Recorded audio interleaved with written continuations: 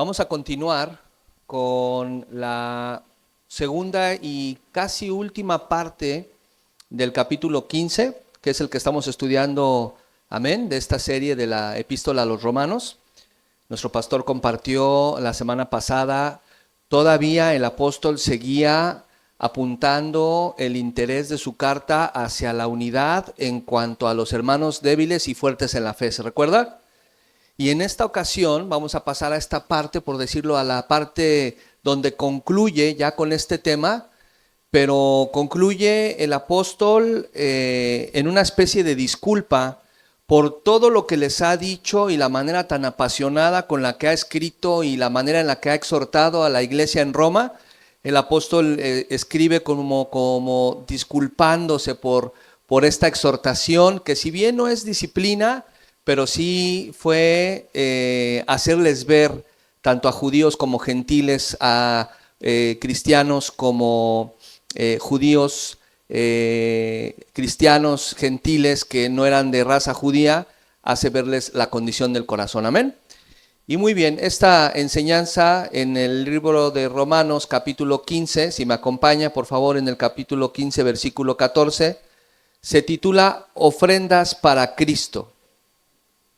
Ofrendas para Cristo, titulamos esta enseñanza, y vamos ahí al versículo 14. Mis hermanos van a estar proyectando aquí también la palabra del Señor. Dice: pero estoy seguro de vosotros, ¿estamos todos ahí? Hermanos míos, de que vosotros mismos estáis llenos de bondad, llenos de todo conocimiento, de tal manera que podéis amonestarnos los unos a los otros. Mas os he escrito, hermanos, en parte con atrevimiento, como para hacernos recordar, por la gracia de Dios que me es dada, para ser ministro de Jesucristo a los gentiles, ministrando el evangelio de Dios, para que los gentiles les sean ofrenda agradable, santificada por el Espíritu Santo.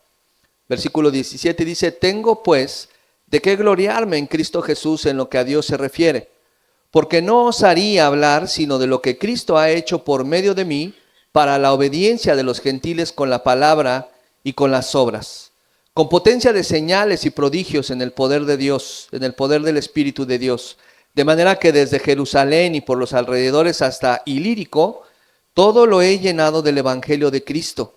Y de esta manera me esforcé a predicar el Evangelio, no donde Cristo ya hubiese sido nombrado, para no edificar sobre fundamento ajeno, sino como está escrito: aquellos a quienes nunca les fue anunciado acerca de él, ¿qué dice, iglesia? Verán, y los que nunca han oído de él, entenderán. Acompáñenme en oración y cierre sus ojos y vamos a orar esta mañana. Padre, muchas gracias, Señor, por tu palabra. Gracias por el hermoso privilegio, Señor, que tenemos de recibirla, de ser instruidos en ella, Señor. Gracias. Te ruego que tu palabra, Señor, llegue a cada uno de nosotros, a nuestra mente, a nuestros corazones, que penetre en lo más profundo de nuestro ser, Señor, y que nos instruyas para poder poner por obra, Señor, cada uno de los textos que hoy nos regalas, mi Dios. Muchas gracias, Padre. Toma el control en esta mañana, Señor, toma el control de mi vida, Señor, usa mi vida. Ayúdame, Señor, a desarrollar este tema por ti, de ti, para ti, Señor, y para que nosotros podamos también, Señor, ser edificados a través de tu preciosa palabra, Señor. Te damos gracias en el nombre de Cristo Jesús. Amén. Y como estaba comentándole, querida iglesia, el apóstol continúa en esta parte final del capítulo 15, hablando ya a manera de resumen para cerrar lo que venía diciéndoles acerca de lo que estuvimos estudiando desde el capítulo 14, ¿se recuerda? Acerca de los débiles y de los fuertes en la fe. Y sobre todo con aquellas costumbres y aquellas cosas que para algunos eran pecado y para otros ya habían sido libres de ellas. Amén. Continúa entonces el apóstol diciendo en el versículo 14, vamos a ir texto a texto, dice: pero estoy seguro de vosotros, hermanos míos, de que vosotros mismos estáis llenos de bondad, llenos de todo conocimiento, de tal manera que podéis amonestaros, ¿qué dice? Los unos a los otros. El apóstol reconoce tanto la bondad del corazón como la plenitud del conocimiento de Cristo en la iglesia de Roma. Y algo bien interesante, querida iglesia, es que el apóstol no fundó la iglesia de Roma. Se cree que cuando escribió esta carta todavía ni siquiera había llegado a Roma. Él estuvo, por supuesto, preso en Roma, se recuerda cuando ya lo aprenden, y de hecho es sacrificado en Roma. Pero para este tiempo el apóstol no había todavía llegado a conocer de alguna manera a la iglesia. Sin embargo, les habla con mucha vehemencia, con mucha pasión, preocupado de lo que está ocurriendo, de lo que se ha enterado que ha sucedido en la iglesia de Roma. Y obviamente este es un recordatorio, el apóstol está recordándoles lo importante que es el mantener la unidad. Amén. Y en esta parte, como explicaba hace un momento, él empieza a hablar un poco más suave, a manera de disculparse por todo lo que ha venido diciéndoles. Sin embargo, también es una manera de recordar, es como un recordatorio de no pierdan de vista que sí hay un conocimiento, como dice el texto bíblico, sí hay amor, sí hay bondad, pero también hay un poco de ironía al respecto, porque si esto estuviera bien madurado, entonces no vendrían existiendo estas diferencias. ¿Dice amén? Pero sin embargo, él reconoce también que hay amor, reconoce también que hay bondad. ¿Por qué? Porque ha sido informado al respecto. Y el apóstol también en la segunda parte de este texto dice, llenos de todo conocimiento, de tal manera que podéis amonestaros los unos a los otros. Es decir, llamar la atención si es necesario. Amén. Es decir, también si tu hermano está haciendo algo que no corresponde a la piedad, que no corresponde a una manera cristiana de vivir, la palabra nos dice que también podemos amonestar a nuestro hermano. No reprender, no regañar, no señalar. Amonestar no precisamente es criticarlo, juzgarlo, ¿verdad? Sino acercarnos al hermano y poder decirle, hermano, me parece que estás yendo por mal camino. Imagínese un hermano que usted conoce, que tiene la confianza, que lleva años de conocerlo, y que de repente usted empieza a notar que este hermano se empieza a enfriar. ¿Sería correcto acercarnos a él y amonestarlo? Y que nos demos cuenta que empieza a volver a visitar lugares que no visitaba, a juntarse con gente que ya no se juntaba, a tener amistades que no le convienen. ¿No sería acaso nuestra obligación y responsabilidad hacérselo ver? Sí, claro que sí. Y eso es lo que nos está diciendo este texto bíblico. La parte que podemos aplicar nosotros como iglesia en la actualidad es esta precisamente. El conocimiento que Dios nos ha dado nos debe ayudar para amonestar al hermano en amor. No reprenderlo, no señalarlo, no juzgarlo, no criticarlo y no decirle te vas a ir al infierno. Obviamente, ¿verdad? El hermano se va a asustar, se va a enojar, a nadie le gusta que le digan lo que está haciendo uno mal. ¿Está conmigo? ¿Y qué va a pasar? Se va a alejar más, ¿sí o no? Pero hay algo que el apóstol toma en cuenta en la vida de los romanos, en la iglesia de Roma, y es la bondad y el amor. Y esto debe prevalecer, querida iglesia. La bondad y el amor entre los hermanos. ¿Amén? Muy bien. El apóstol también comienza a discutir la razón por la que les escribe. Está ampliando las razones por las cuales él se ha dirigido a la iglesia de Roma. Si bien él no ha fundado la iglesia, él con el apostolado que él tiene y con la autoridad que Dios le ha dado, escribe esta carta a los romanos.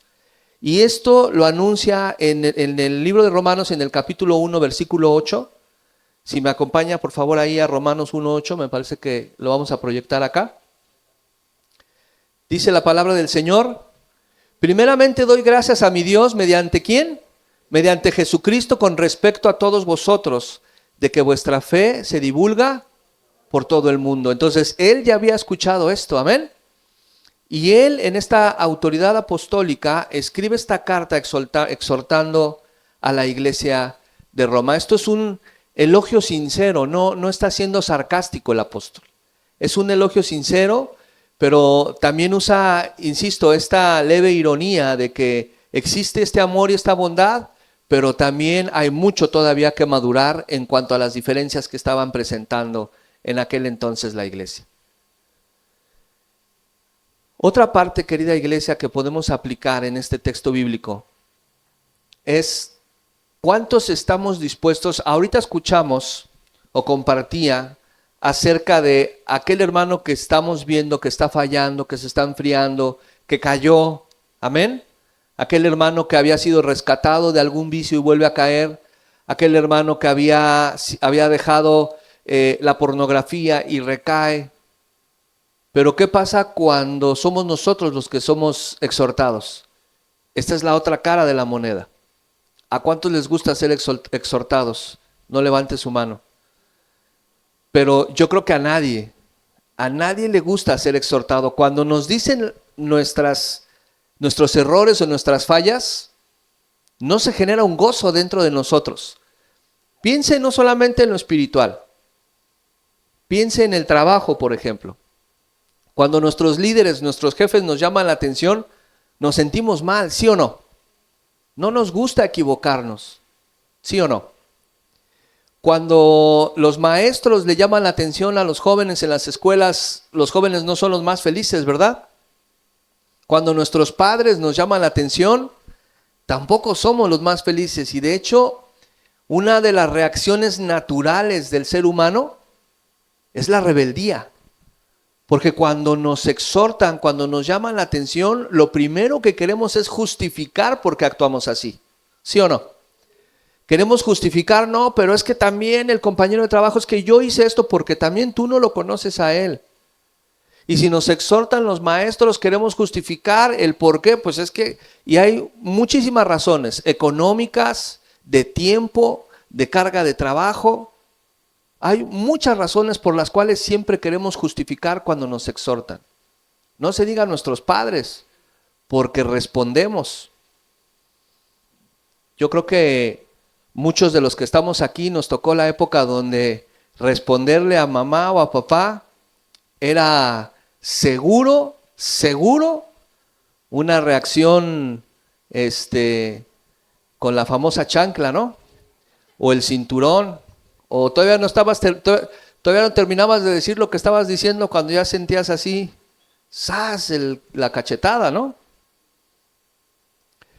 Obviamente las generaciones cambian y los tiempos son otros, pero el hijo es rebelde por naturaleza, ¿sí o no? Lo veo en mis nietos, son bebés de 2 años y medio. Y todavía no hablaban y ya peleaban las cosas, ya se estaban disputando un juguete. ¿Quién les enseña eso a los bebés? Nadie. Está en la naturaleza del ser humano. ¿Está conmigo?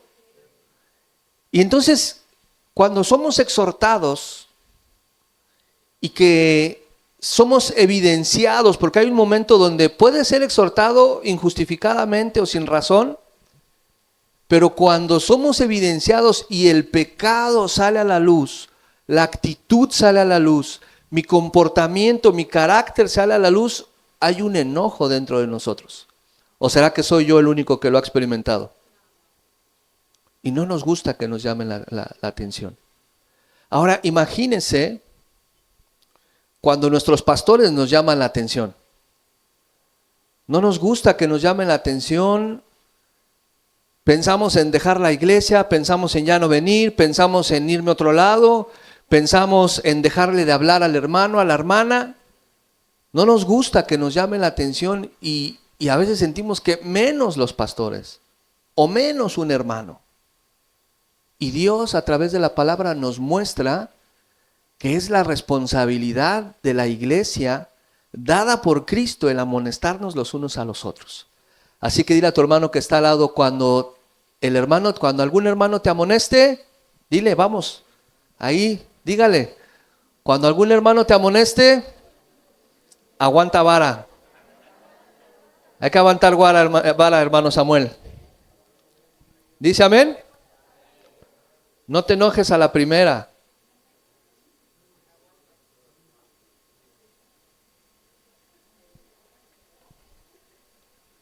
No aceptamos la reprensión. Aun cuando vienen pruebas de parte de Dios, mire cuántas aplicaciones hay en este texto bíblico. Cuando viene la prueba de parte de Dios, también le reclamamos al Señor. También le decimos, Señor, ¿por qué yo? ¿Por qué me pasa esto a mí?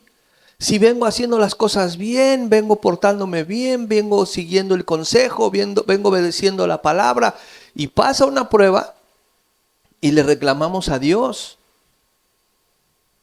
No me diga que solo yo lo he hecho, porque nos preguntamos, ¿por qué, Señor? ¿Verdad? Pero quizás Dios quiera que podamos expresar mejor, ¿para qué, Señor? ¿Para qué estás presentando esta prueba en mi vida? ¿Qué quieres mostrarme con esta prueba? Oraba el hermano Bulmaro y decía, si alguien se encuentra en el hospital y se está preguntando por qué, ¿qué tal que Dios al tenerlo ahí lo está librando de otra cosa peor? ¿Verdad? Entonces todo en el Señor es perfecto. Los propósitos de Dios son perfectos y todo lo que está ocurriendo en tu vida no es que Dios se haya equivocado. Todo tiene un porqué en Él y para Él. ¿Cuántos dicen amén? Sea lo que sea. Situaciones en tu matrimonio, con tus hijos, con el trabajo. Todo tiene un porqué. Falta de trabajo, abundancia de trabajo. Todo tiene que estar enfocado nuestra mente en el Señor. Amén. Y vamos al siguiente versículo, que es el versículo 15 y 16, es parte de una misma idea. Y dice, mas os he escrito, hermanos, en parte, ¿qué dice? Con atrevimiento, como para haceros recordar, por la gracia de Dios que me es dada, para ser ministro de Jesucristo a los gentiles, ministrando el evangelio de Dios para que los gentiles les sean ofrenda agradable, santificada por el Espíritu Santo. Y mire, aquí el apóstol Pablo desarma a la audiencia romana. Él los desarma completamente porque en esta carta que él está compartiendo, él es un recordatorio de lo que ellos ya saben. Él no fundó la iglesia, pero él ya sabe que hay cierta madurez en la iglesia. Hay pueblo judío, porque por eso se guardaban de no comer lo sacrificado a los ídolos, ¿se acuerdan? Entonces él sabe que hay cierta madurez. Él les dice, es como cuando nos exhortan a nosotros.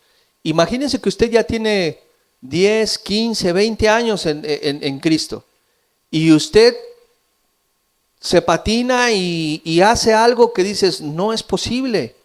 Después de haber conocido todas estas bendiciones de parte de Dios, haber tomado el discipulado 1, 2 y 3, ¿cuántos dicen amén?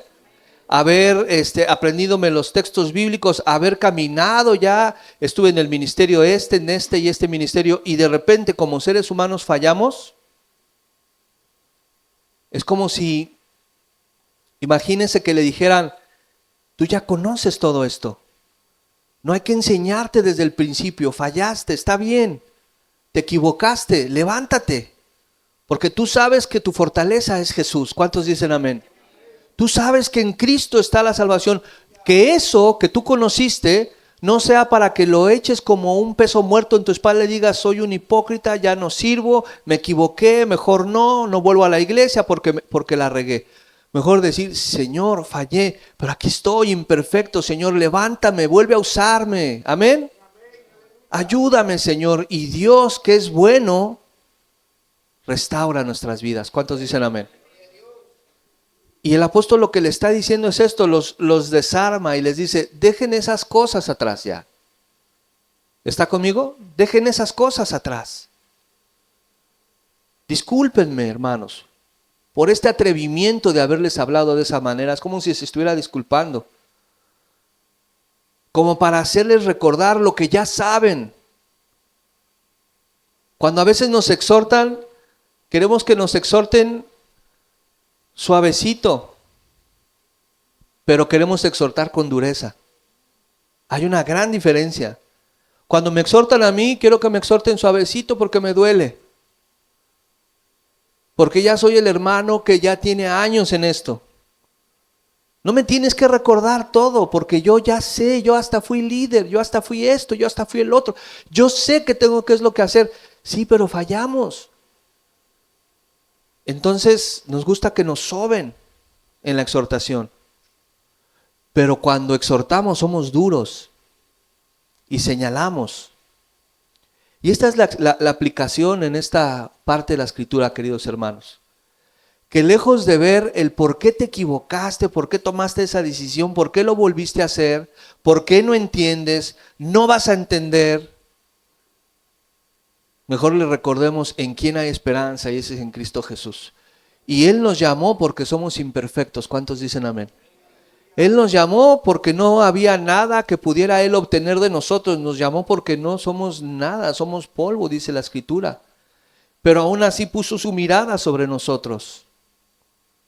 Y en Él somos más que vencedores. ¿Dice amén? Esta parte donde dice que por la gracia de Dios que me es dada, dice, el apóstol dice, les voy a recordar por la gracia de Dios que me es dada. Algunas otras versiones traducen esta palabra gracia como el don. Por el don que Dios me dio de predicar a los gentiles, por esto les voy a recordar lo siguiente. Amén. Les voy a recordar lo que es bueno. El apóstol se considera a sí mismo como un agente especial de Dios cuya función es compartir el evangelio de Cristo. Imagínense, perdón por la comparación, pero imagínense una persona que se dedica a investigar, a estudiar, a llevar a cabo análisis, que es contratada por una empresa para investigar, para hacer algo en África, en un lugar remoto, y esta persona es contratada para eso y tiene que presentar un estudio, un informe completo de todo lo que descubrió o todo lo que investigó, ya sea en el océano, en la selva, en el cosmos. Un científico que es contratado para esto. Lo que dice el apóstol Pablo es que él se siente de esa manera, pero de parte de Dios. ¿Sabe para qué? Para extender el evangelio. ¿Cuántos le dan la gloria al Señor por la vida del apóstol Pablo? Nadie, ningún otro apóstol ha compartido el evangelio como lo ha hecho él. Más adelante vamos a leer que dice desde Jerusalén hasta Ilírico. Ilírico es la antigua Yugoslavia, hoy ya se separó por varios países nuevamente. ¿Se acuerdan por ahí los que ya pasamos de los 40 que en los 90 a principios del 2000 Yugoslavia era la unión de varios países soviéticos? ¿Se acuerdan? Eran parte de la Unión Soviética. Ilírico se encuentra en esa región, hoy muy probablemente muy cerca de Macedonia.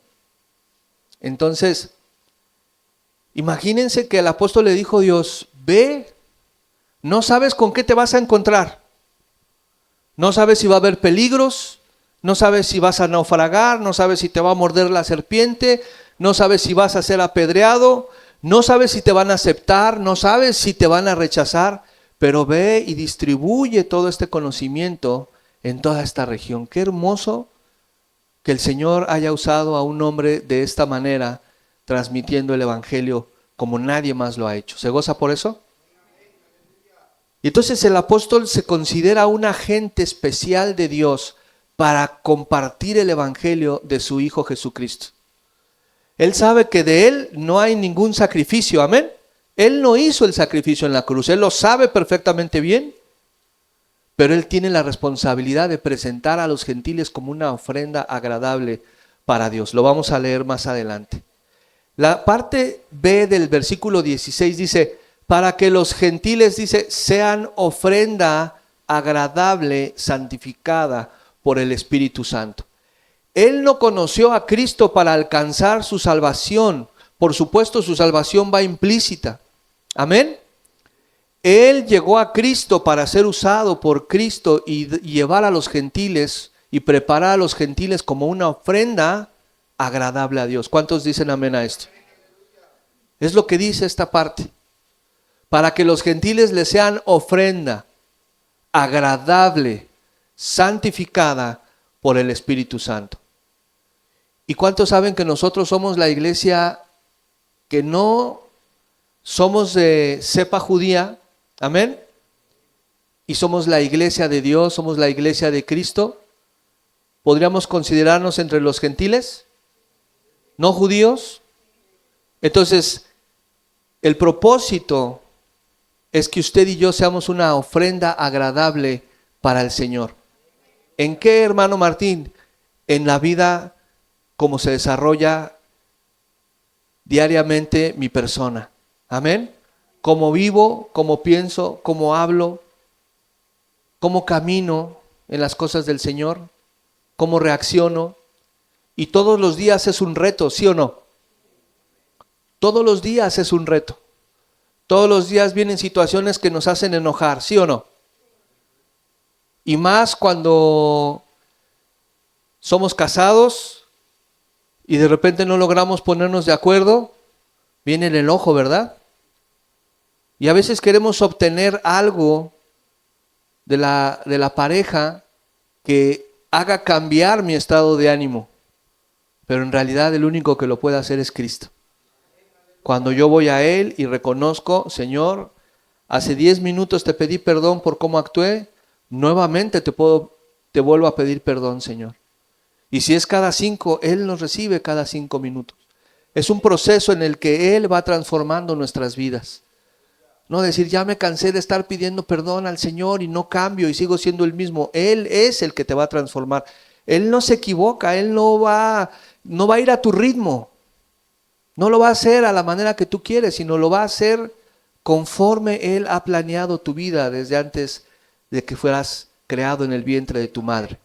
Seamos una ofrenda para el Señor. Sin duda, la parte aplicativa para esta porción de la Escritura son 2. Número 1, el compartir la palabra del Señor. El apóstol llevó la palabra a todas estas regiones. Amén. Nosotros podemos compartir la palabra sin duda. No hay que ir a las naciones, hermanos. Quizás no sea el don que Dios o el propósito de Dios en nuestras vidas. Pero vamos a hacerlo en nuestra escuela, en el trabajo, en casa. ¿Cuántos dicen amén? Compartir la palabra es sumamente importante. La salvación no es para solo disfrutar de lo que Dios puede hacer en nuestras vidas, sino para anunciar las nuevas buenas o buenas nuevas. ¿Dice amén? Y la segunda cosa que el Señor nos permite ver en esta porción, en la parte aplicativa, es en nuestra manera de vivir, que seamos una ofrenda todos los días. Podemos considerarnos ofrendas imperfectas, por supuesto. Pero lo importante es ir a la presencia del Señor y decirle, Señor, lava mi corazón, Padre. ¿Cuántos dicen amén? Señor, desenmascara mi corazón, desenmascara mi verdadera personalidad, aun si esta oración, Señor, la estoy intentando manipular, aun si esta oración estoy intentando llegar a sentirme menos culpable, tú conoces las intenciones de mi corazón. Amén. Lava mi corazón, Señor, quita toda máscara y límpiame. Y el Señor, que es omnisciente, omnipresente y omnipotente, hará que tu vida se vaya transformando poco a poco. No es de la noche a la mañana, querida iglesia. Es un proceso, sin duda, que dura toda la vida, hasta que Cristo venga por nosotros o nosotros lleguemos a su presencia, seremos transformados a su imagen. Amén. Muchas personas no han escuchado el Evangelio todavía. Muchas personas conocen que existe la iglesia cristiana, ¿verdad? Están los cristianos, están los católicos, están los mormones, están todas las ramas del cristianismo, pero hay mucha gente que tiene una idea global de lo que es la religión cristiana, pero no han escuchado el Evangelio. No han escuchado lo que Cristo realmente hizo en la cruz por la humanidad. Y no es que el organismo como iglesia haya fallado, sino que es que lo que tiene poder es el Evangelio y no la forma de querer transmitirlo. No sé si me di a entender. Gloria a Dios por todas las actividades que se hacen para evangelizar, pero no es eso lo que cobra poder en la vida de las personas para aceptar a Cristo, sino el mensaje que tiene poder, la palabra de Dios, la cual es el Espíritu Santo obrando en el corazón de los seres humanos. Y estas personas, cuando escuchan el Evangelio, que Dios se hizo hombre para habitar entre nosotros. ¿Dice amén? No escatimó el ser Dios, sino que se hizo hombre para habitar entre nosotros y murió por nuestros pecados, pero resucitó al tercer día y hoy vive y reina por los siglos. Ese es el Evangelio. El Evangelio no es el testimonio de una persona. Gloria a Dios por lo que Dios ha hecho en tu vida. Eso sin duda ha ayudado muchísimo a alcanzar gente. Cuando alguien ve que Dios lo sanó de cáncer, que Dios le devolvió su matrimonio, que Dios lo restauró económicamente, que Dios lo libró de un accidente, por supuesto que eso a la gente le llama la atención y acepta asistir, y ha sido una manera de que lleguen a los pies del Señor.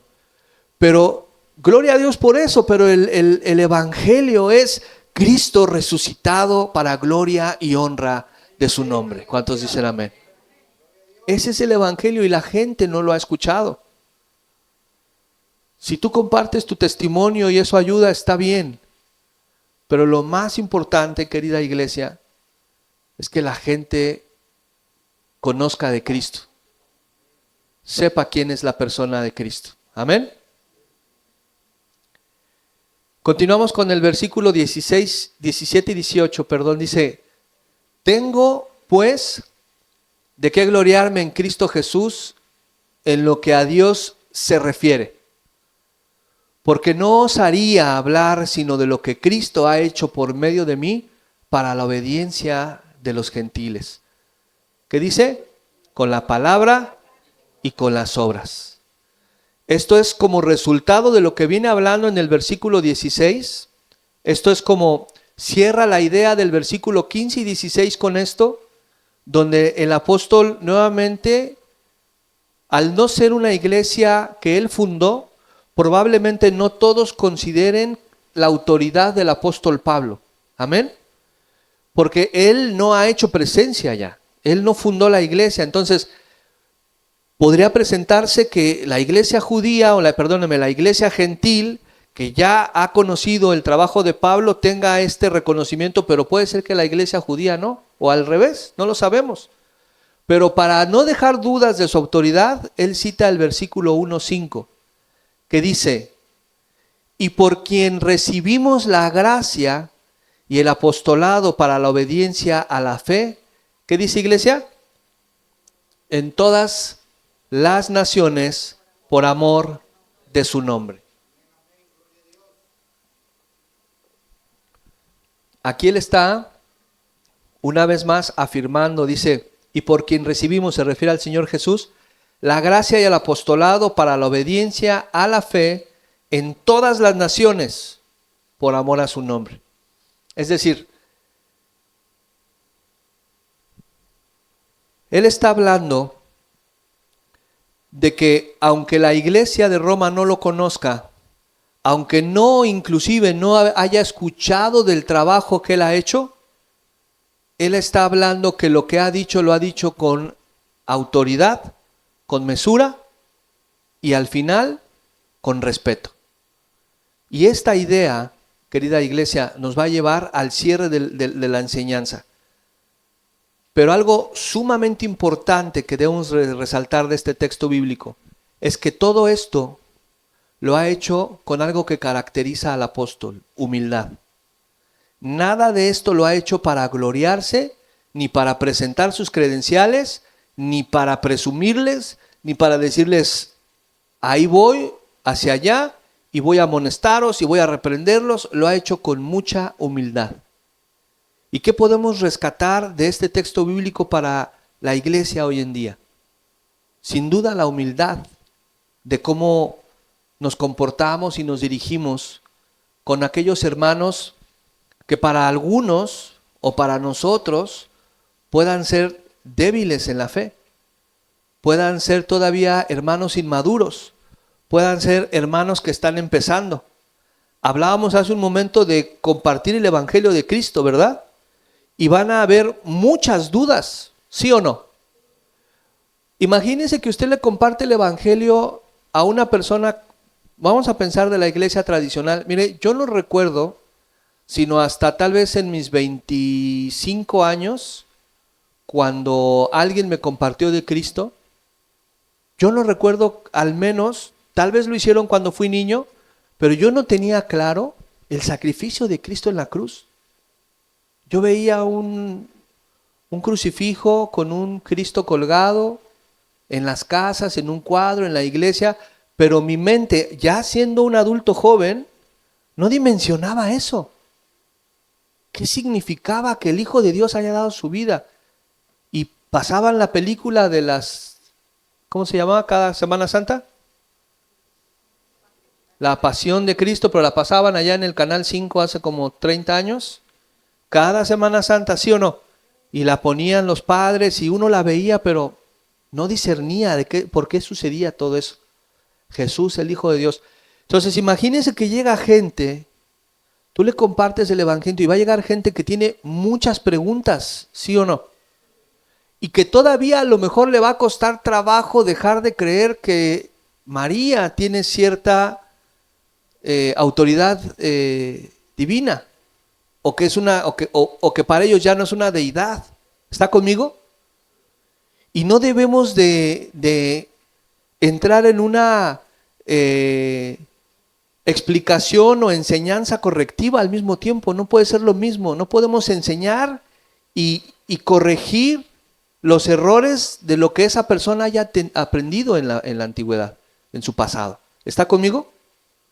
Sino que tenemos que ser humildes con ellos.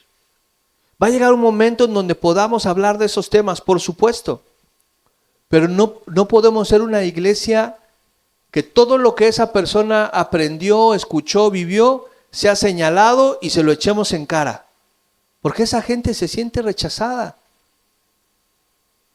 Y casi llegar a su casa y decirle, a partir de ahora me quitas todo esto. Oye, pero es que se me lo regaló mi abuelita, me quitas todo eso. Del diablo es. Pues se va a espantar la gente. ¿Está conmigo? Entonces, la humildad, queridos hermanos, y el trabajo del Espíritu Santo por sí solo es lo que va a hacer que estas personas puedan verdaderamente entregar sus corazones completamente a Cristo. Amén. La obediencia de una persona recién convertida, de una persona que no ha escuchado el Evangelio y que está llegando a los pies de Cristo, la obediencia es a Cristo, no a nosotros. Esto es bien importante también, porque ¿cuántos han tenido familiares a los que le comparten y ya tenemos algunos añitos en Cristo y los queremos traer a un entendimiento de cómo están al que nosotros tenemos actualmente cuando a nosotros nos costaron 15 años de entenderlo? ¿Le ha pasado? Se convierte el primo, el tío, y lo quiero traer a lo que yo estoy viviendo cuando yo me di unas raspadas tremendas y alguien estuvo ahí para ayudarme. Es un proceso. Y la obediencia no es a nosotros los que compartimos el Evangelio o los que les damos a conocer al Señor. Es a Cristo. Y en la paciencia eterna del Señor, Él a su tiempo dará las pruebas a esa persona necesarias para que esa persona entregue verdaderamente su corazón al Señor. Porque puede haber alguien que tenga 10 años, pero no ha pasado por una prueba y no ha sido todavía probado para poder decir, Señor, de verdad creo que eres el Mesías, el Hijo de Dios.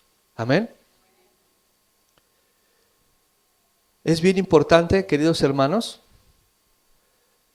que nuestros corazones sean analizados diariamente.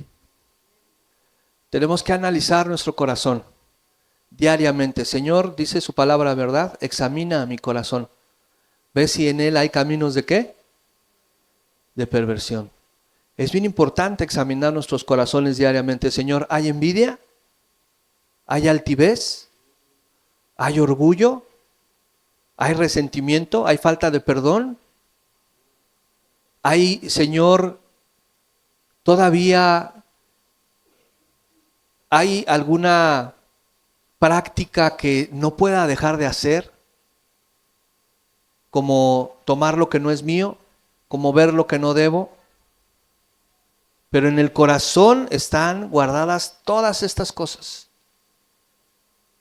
La envidia, hablaba el pastor, ¿se acuerda? En el miércoles, en el caso de María, la hermana de Moisés y de Aarón. Y a veces pensamos que la envidia no es algo que nos estorbe, que nos inquiete, pero ahí está. El orgullo, el corazón debe ser analizado diariamente por el Señor. Y nosotros entregarle eso al Señor. Señor, si hay algo ahí todavía, Señor, quítalo. ¿Y sabes qué va a suceder? Dios va a poner algo enfrente para que te diga, ahí está. Ya lo viste, ahí está. Eso que sentiste era envidia, era orgullo. Puse esto delante de ti para probar tu corazón y ahí salió. Entrégamelo, renuncia a eso. Pero ya estamos conscientes que ahí está, ¿sí o no, iglesia? Porque cuando le echamos abajo de la alfombra para que no lo vea nadie, lo escondemos y ahí sigue. Y nadie lo va a encontrar más que yo. Pero ¿qué cree el Señor? Ahí lo está viendo también. Amén.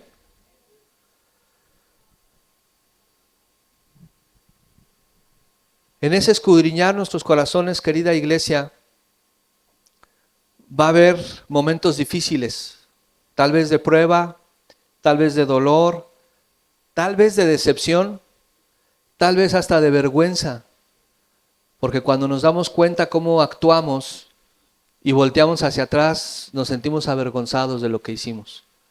¿A cuántos les ha pasado que hacen algo, pasa algo y pasan las semanas, los meses y volteas y dices, ¿cómo me pude haber comportado de esa manera? ¿Le ha pasado? ¿Cómo pude haber sido tan caprichoso? ¿Cómo pude haber sido tan inseguro? ¿Cómo pude haber sido tan desesperado? ¿Por qué dije esto? Y es Dios. Es Dios, porque no somos perfectos, porque tiene que seguir sacando de nuestro corazón todo lo que no es bueno para cuando lleguemos a su presencia. Amén. Y a veces usa el trabajo, a veces usa la familia, a veces usa no solamente los problemas, a veces no es solamente lo que me ocurrió en el día o mi situación económica, no.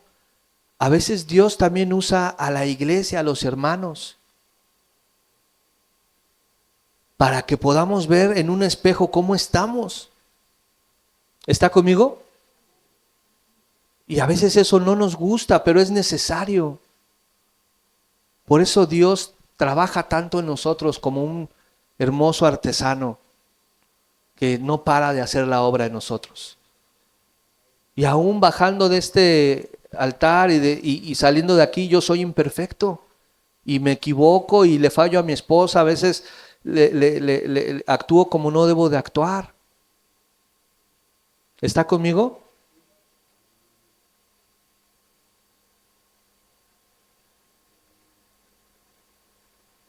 Pero nada de eso, querida iglesia, nos acompañará cuando estemos en el cielo. Nada de eso, eso se quedará aquí. Eso es lo más hermoso. Nada de eso se irá con nosotros y por eso no lo debemos de abrazar ni de esconder. No lo debemos de mantener ahí porque no llegará un momento en donde digamos, gracias a Dios que nadie se dio cuenta de cómo era verdaderamente. Nadie vio mi reputación. Y cuando digo le fallo a mi iglesia, no piense mal, le fallo a mi esposa, perdón, no piense mal. Cuando digo esto es en mi carácter, en contestar bien, en contestar como debe de ser, en ser atento. ¿Está conmigo?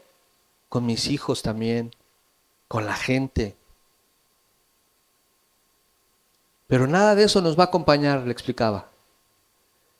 Y lo más importante es que lo soltemos, que quitemos ese peso que traemos encima, el pasado, y aún si está en el presente.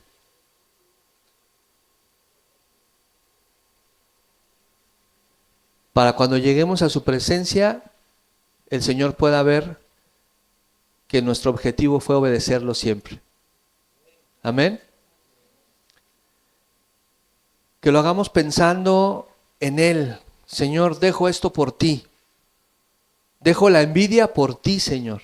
Dejo el orgullo por ti. Dejo la soberbia por ti. Y que cada minuto de nuestras vidas, querida iglesia, entendamos que fuimos creados por Él, de Él y para Él. ¿Cuántos dicen amén? Y por eso es que debemos de soltar todo. Versículo 19. Dice, con potencia de señales y prodigios en el poder del Espíritu de Dios, de manera que desde Jerusalén y por los alrededores, ¿hasta qué? Hasta Ilírico, todo lo he llenado del Evangelio de Cristo. Hablábamos ya hace un momento de esta zona de Ilírico, pero mire, algo bien tremendo, dice, con potencia de señales y prodigios. Y las palabras en griego que se utilizaron como señales y prodigios son las palabras semaino y teras. Semaino para señales y teras para prodigio. Y lo interesante de esto es que son las mismas palabras que utilizó el apóstol Lucas en el libro de Hechos.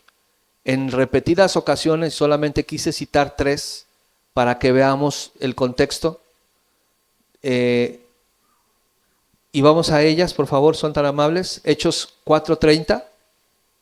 Dice, si gusta leerlo aquí conmigo para ir rápido. Dice, mientras extiendes tu mano para que se hagan, ¿qué dice? Sanidades y señales y prodigios mediante el nombre de tu santo Hijo. Las mismas palabras, señales y prodigios. Hechos 5:12, la que sigue. ¿Listo? Y por la mano de los apóstoles se hacían muchas señales y prodigios en el pueblo y estaban todos unánimes en el pórtico de Salomón. Las mismas palabras, señales y prodigios. Y por último, Hechos 14:3. Por tanto, se detuvieron ahí mucho tiempo, hablando con denuedo, confiados en el Señor, en el cual daba testimonio a la palabra de su gracia, concediendo que se hiciesen por las manos de ellos señales y prodigios. Entonces, estas palabras de Simeón y Teras, señales y prodigios, es la evidencia de lo que el apóstol Pablo vivió, usó, llevó a cabo para sanar a la gente, para restaurar a la gente, para liberar a la gente. ¿Está conmigo? Todos conocemos esto. Pero dice el apóstol, o sea, hice todo esto con señales y prodigios. Dios me dio una autoridad apostólica, además hice señales y prodigios, pero no eso es lo que Él quiere presentar ni evidenciar de su conocimiento, de su capacidad, del poder que había en Él, sino la importancia de expandir el Evangelio para presentar a los gentiles como ofrenda ante Dios. Eso es lo más hermoso. ¿Está conmigo? Y no adoptar una actitud como hoy en día en muchos lugares se hace, que idolatran a los predicadores o idolatran al que tiene una cierta fama o reconocimiento y buscan a la persona y no buscan a Jesús y se reúnen por la persona y no se reúnen por Jesús. No voy a decir el nombre de este hermano cantante famoso, pero tal vez usted lo pueda deducir. Fundó una iglesia y esta iglesia, por ser él el que iba a pastorear, muchos congregantes de iglesias alrededor dejaron sus iglesias locales por irse con él. Y a los 4 o 5 años dijo, me retiro, no, esto no es para mí, yo no voy a seguir con el pastorado. Le entregó la iglesia a otra persona, le cambiaron el nombre, la iglesia se tambaleó, gracias a Dios esta iglesia ahí va caminando. Pero ¿qué pasó? Que siguen a la persona y no al evangelio, a la persona de Cristo. No es el poder que haya en alguno de nosotros, ni para compartir, ni para ayudar, ni para explicar, ni para enseñar. No es lo que hay en nosotros lo que importa o lo que la gente debe de ver en nosotros como iglesia, sino es el contenido del mensaje del evangelio. ¿Cuántos dicen amén? Eso es lo más importante, querida iglesia. Eso es lo más relevante. El apóstol hizo señales y prodigios. Y para confirmar a qué tipo de señales y prodigios, el mismo libro de Hechos nos deja ver, no lo vamos a proyectar, solo los que estén anotando lo pueden anotar si gusta. Hechos 14, del 8 al 10, 19 del 11 al 12, 28 del 8 al 9, 20 del 9 al 12. Son todos estos casos donde el apóstol Pablo junto con el apóstol Lucas, entre otros, hacían milagros y prodigios. Pero eso no es lo que él refleja en sus epístolas. ¿Se ha dado cuenta? En las epístolas se exhorta, anima, amén, enseña, pero no está todo el tiempo hablando de lo que él hizo. Sin embargo, lo hizo. Entonces, ¿qué nos deja ver esto? Que debemos de compartir de Cristo y no de nosotros. No es lo que yo he logrado, no es mi testimonio, no es lo que ha hecho Dios en mí. Dios me ha prosperado tanto, mira, porque yo soy obediente, obedécele y Dios te va a prosperar. No es nada de eso. Es a la persona de Cristo y que la gente se enamore de Cristo. De aquel que llegó en un pollino, amén. Que lo esperaban como un gran rey y sin embargo él entró en un pollino. Qué hermoso ejemplo. ¿Dice amén? Sin embargo, todas estas señales, por supuesto, manifestaban el poder de Dios. Pero cuánta confusión trae esto, ¿verdad? Se atribuyen predicadores el poder de Dios para su propio beneficio.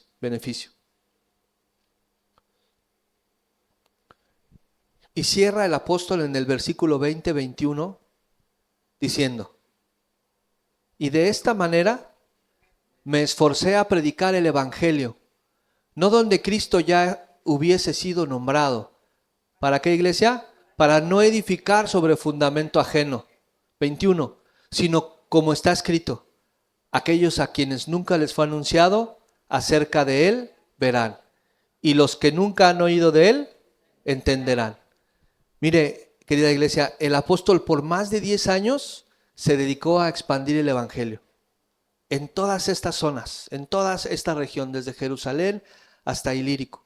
Su propósito era ir a España. El final del capítulo lo va a compartir el pastor y ahí vamos a ver que habla de he sido estorbado, quiero verlos, y cuando los vea me acompañan y nos vamos a gozar. Y también quiero ir a España. Él quería expandir. En los tiempos antiguos, querida iglesia, el fin del mundo era España. Ellos no sabían que existía el continente americano. Imagínense eso. Ellos no sabían que existía el continente americano. Para el apóstol Pablo, el fin del mundo era España. Y ese era su objetivo. Ya Dios no le permitió llegar hasta allá. Pero dice, para no edificar donde ya hay fundamento, no me interesa compartirle a los que ya conocen de Cristo. Quiero extender el evangelio a los que no conocen de Cristo para salvación, para vida eterna de ellos. Y a veces nos cuesta compartirle al de al lado, al vecino. ¿Se da cuenta? Él no fundó la iglesia, pero quería visitar la iglesia y tal vez decir, a ver, aquí en Roma, ¿en qué regiones no se ha compartido para ir yo?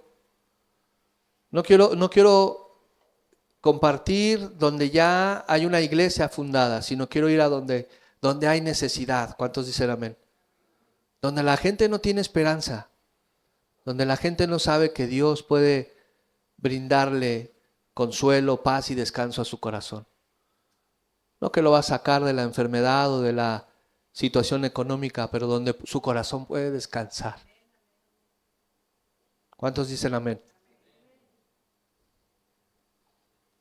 Y ese era su deseo. La exposición del evangelio del apóstol hacia los gentiles, era que aprovecharan el conocimiento que ya tenían, que no perdieran el tiempo en cosas como lo que era la comida y la bebida, ¿se acuerda? O el guardar los días. No pierdan tiempo en eso. Eso no es importante. Si para ti te afecta, no lo hagas delante de tu hermano. Ya lo explicó el pastor muchas veces. No es importante eso, lo importante es la extensión del reino. Amén. Como parte de su propósito. Y el versículo 21, querida iglesia, y termino con esto. El versículo 21 hace referencia a Isaías 52:15. Amén. Dice, sino como está escrito, aquellos a quienes nunca les fue anunciado acerca de él, ¿qué dice? Verán, y los que nunca han oído de él, entenderán. El profeta Isaías escribe esto, querida iglesia, refiriéndose a Jesús. El apóstol Pablo no se está refiriendo a él, ni mucho menos Isaías se refería a él. Porque aunque Jesús ya había ascendido, mire qué hermoso es esto, véame aquí al frente. Aunque Jesús ya había ascendido, a quien se estaba refiriendo Isaías era Jesús en espíritu. Porque cuando tú llevas la palabra y la compartes, es Él el que transforma. Es Él el que convence. No es la elocuencia del que compartió y se sabe los textos. No, es el poder del Espíritu en la palabra la que penetra hasta lo más profundo del corazón del ser humano. Es como una espada de dos filos. Amén.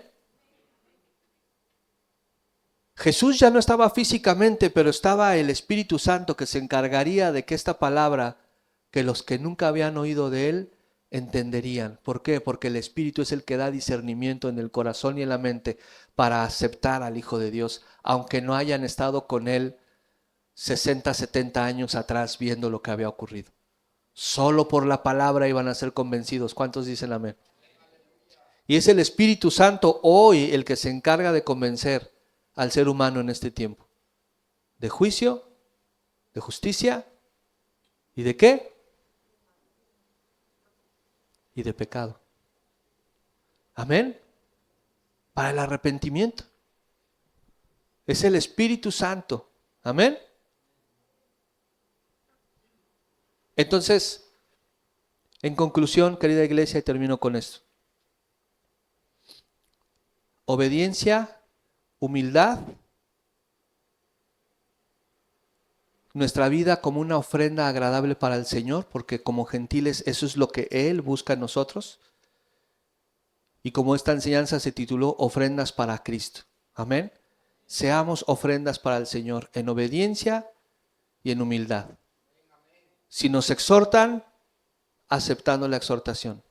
Si soy el que exhorta, con amor y con bondad. Y si comparto y extiendo el Evangelio, que no me atribuya nada. Es el Espíritu de Dios el que tiene poder para alcanzar las almas de los hombres. Amén. Póngase de pie si gusta. Y cierre sus ojos por un instante más. Y pueda orar conmigo y decirle al Señor, Señor, quiero ser una ofrenda para ti, Señor. Ayúdame a ser humilde, ayúdame a ser obediente, ayúdame, Señor, a vivir con el propósito con el que tú me creaste, Señor. Dame las fuerzas, sigue obrando en mí, Señor, a pesar de mí, a pesar de mi carácter, a pesar de mi forma de ser. Yo sé que, Señor, habrá un día en el que tú dejes mi vida conforme tú lo planeaste, Señor, en una total perfección para ti, Señor, porque tú no te equivocas. Y durante todo este proceso en la tierra, Señor, ayúdame a ir siendo obediente, a dejar todo lo que no te agrada. Ayúdame, Señor, a ir también compartiendo, Señor, tu palabra, aún en mi imperfección, Señor, porque sé que tu Espíritu es el que lo hará, Señor. Ayúdame, como exhortaba el apóstol Pablo, Señor, a decirle a la iglesia en Roma que unamos nuestras vidas en Cristo más que separarlas en las diferencias culturales o religiosas, en la educación o en la forma en la que fuimos criados. Todo eso no importa, Señor. Lo que importa es que nos amemos los unos a los otros y que presentemos nuestras vidas delante de ti para tu gloria, Señor. Te ruego, Padre, también esta mañana que permitas que lleguemos a casa bien. Gracias, Señor, por este tiempo. Gracias por tu iglesia. Gracias por el hermoso privilegio de poder presentar este mensaje para ti. Gracias, Señor, por lo que has hecho en nuestras vidas. Bendecimos tu precioso nombre y te damos toda la gloria, Señor, y todo el honor por los siglos de los siglos. Amén.